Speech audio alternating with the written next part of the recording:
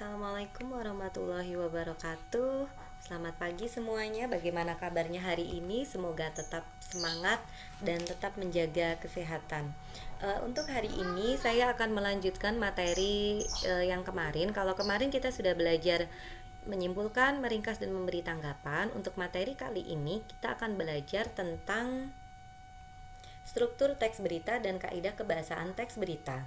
Di video penjelasan saya ini, saya bagi menjadi dua sesi. Yang pertama, saya akan membahas dulu tentang struktur teks berita. Kemudian, baru selanjutnya saya akan mengirimkan lagi video tentang kaidah kebahasaan teks berita. Kita mulai. Yang pertama, struktur teks berita. Struktur teks berita yang pertama, judul berita. Kemudian yang kedua, kepala berita atau biasa disebut dengan teras berita atau lead.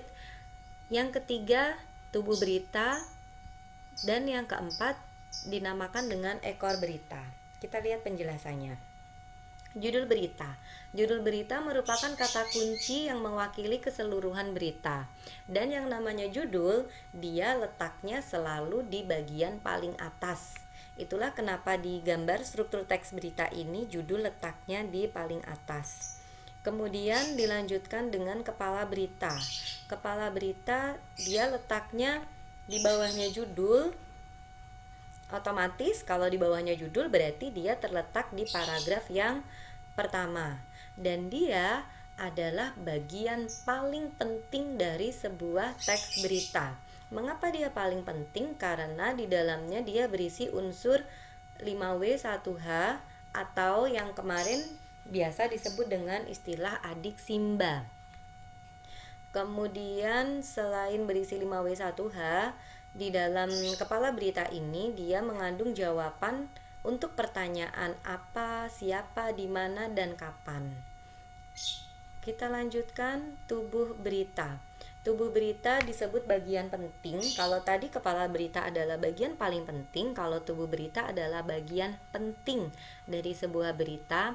Mengapa dia bagian penting? Karena dia merupakan penjelasan secara rinci atau secara lengkap dari kepala berita. Dan di dalamnya, di dalam tubuh berita, dia menjawab pertanyaan mengapa dan bagaimana.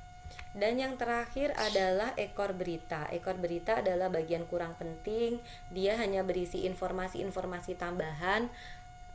Tidak ada pun tidak apa-apa.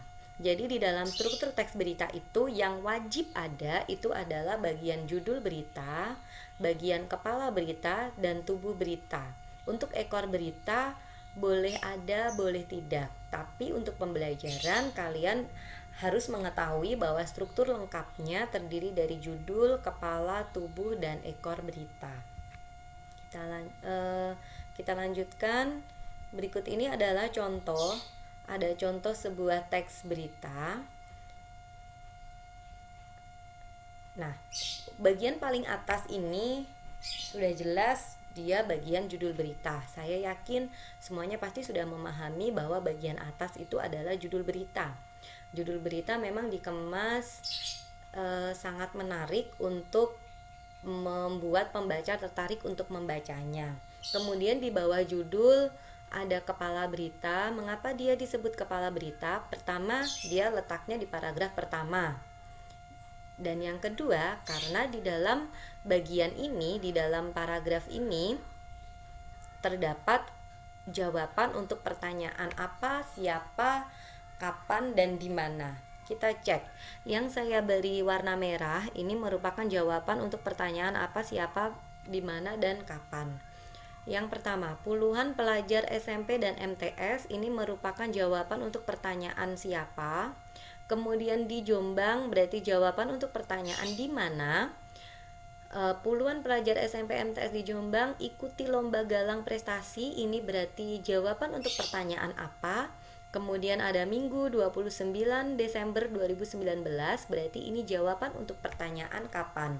Itulah mengapa dia disebut bagian kepala berita, karena dia terletak di paragraf pertama dan di dalam paragraf itu terdapat jawaban untuk pertanyaan apa, siapa, di mana, dan kapan. Lanjut, Paragraf selanjutnya disebut dengan tubuh berita. Mengapa dia disebut tubuh berita? Pertama, karena dia merupakan penjelasan secara lengkap atau secara rinci dari bagian kepala berita. Dan yang kedua, karena di paragraf ini terdapat jawaban untuk pertanyaan mengapa dan bagaimana. Ini yang sudah saya beri tanda merah merupakan jawaban untuk pertanyaan mengapa kegiatan itu dilakukan. Jawabannya adalah untuk menyambut ulang tahun Patriska dan seterusnya.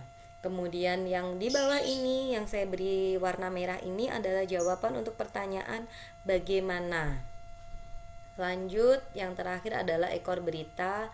Ini adalah bagian yang tambahan saja tadi yang dianggap kurang penting tadi. Isinya, Lutfi juga berharap lomba galang prestasi kali ini berjalan lancar. Jadi ini cuma tambahan saja di bagian ekor berita. Demikian penjelasan saya tentang struktur teks berita. Silahkan disimak, diperhatikan. Bila masih ada yang kurang paham, silahkan ditanyakan. Saya akhiri dulu.